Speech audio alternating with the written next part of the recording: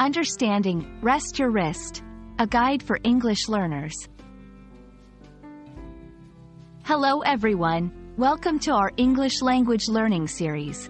Today, we're going to explore the phrase, rest your wrist.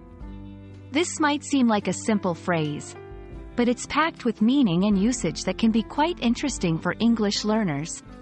So, let's dive in. Rest your wrist is a phrase composed of two main parts, rest and wrist.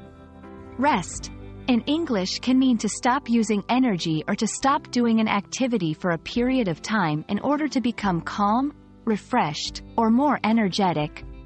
The wrist is the part of your body where your hand connects to your arm.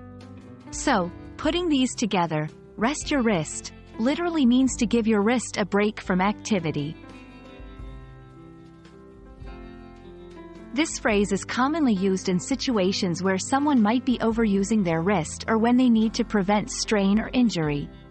For example, in sports or physical activities, a coach might tell a player to rest your wrist if they've been using it a lot.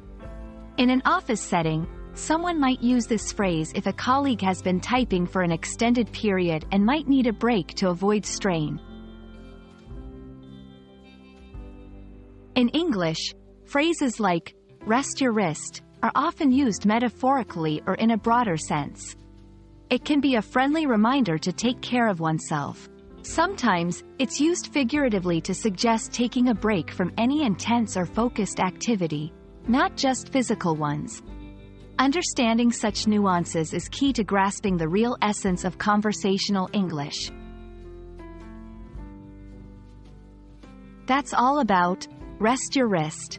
We hope this video has helped you understand this phrase better. Remember, English is full of phrases that can be taken both literally and figuratively.